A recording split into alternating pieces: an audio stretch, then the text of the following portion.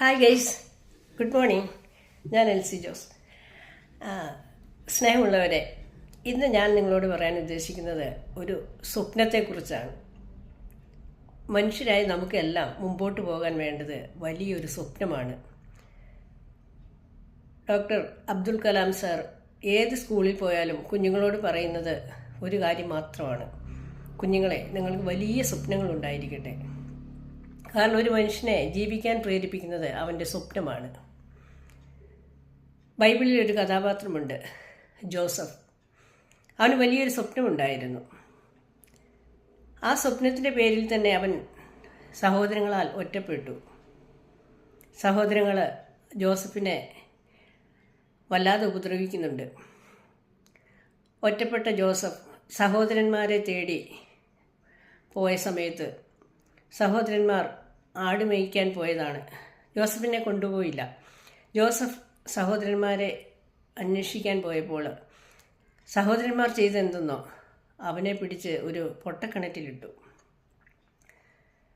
സ്നേഹമുള്ളവരെ, നമുക്കും ഇങ്ങനെ പല പല പൊട്ടക്കിണറുകൾ നമ്മുടെ ജീവിതത്തിലും ഉണ്ടാകാം. പലരും നമ്മളെ പിടിച്ച് പൊട്ടക്കിണറ്റുകളിൽ ഇടും. എന്നാൽ പൊട്ടക്കിണറ്റിൽ നിന്നും കയറി വന്ന ജോസഫ് പ്രതികരിച്ചില്ല. കാരണം അവനൊരു വലിയ സ്വപ്നമുണ്ടായിരുന്നു. അവനൊരിക്കൽ ഈജിപ്തിൻ്റെ രാജാവായി മാറുമെന്നൊരു സ്വപ്നം. ആ സ്വപ്നം ഉള്ളതുകൊണ്ട് തന്നെ അവൻ ഒന്നും പ്രതികരിച്ചില്ല. സഹോദരങ്ങളോട് പ്രതികരിക്കാതെ അവൻ മൗനം അവലംബിച്ചു. വീണ്ടും ജോസഫിനോടുള്ള ദേഷ്യം തീരാതെ അവനെ പിടിച്ച് ഈജിപ്തുകാർക്ക് ഒരു അടിമയായി, ഒരു സ്ലേവായി അവനെ വിൽക്കുകയാണ് സഹോദരന്മാർ. അപ്പോഴും ജോസഫ് പൊട്ടിത്തെറിച്ചില്ല, പ്രതികരിച്ചില്ല.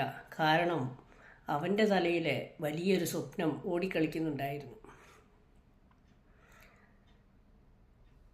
അടിമയായിരുന്ന ജോസഫ് വീണ്ടും അകപ്പെട്ടത് ജയിലിലാണ്.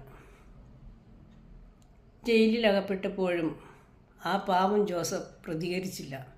അപ്പോഴവൻ്റെ തലയിലൊരു സ്വപ്നം ഓടിക്കളിക്കുന്നുണ്ടായിരുന്നു: ഞാൻ ഒരിക്കൽ ഈജിപ്തിൻ്റെ രാജാവാകും. സ്നേഹമുള്ളവരെ, ഞാൻ നിങ്ങളോട് എന്തിനാണ് ഈ കഥ പറഞ്ഞതെന്ന് നിങ്ങൾക്കറിയാമോ? നമുക്കും വേണം ഇതുപോലൊരു സ്വപ്നം. ആ സ്വപ്നം എപ്പോഴും നമ്മുടെ മനസ്സിലും നമ്മുടെ ബ്രെയിനിലും ഉണ്ടായിരിക്കണം. അപ്പോൾ ജീവിതത്തിൽ എന്ത് പ്രതിസന്ധികൾ വന്നാലും നമ്മൾ തളരില്ല, വളരുക തന്നെ ചെയ്യും. ഈ ക്രിസ്മസ് അടുത്തു വരുന്ന ഈ ദിവസങ്ങളിൽ പുതിയ വർഷത്തെ വരവേൽക്കാനിരിക്കുന്ന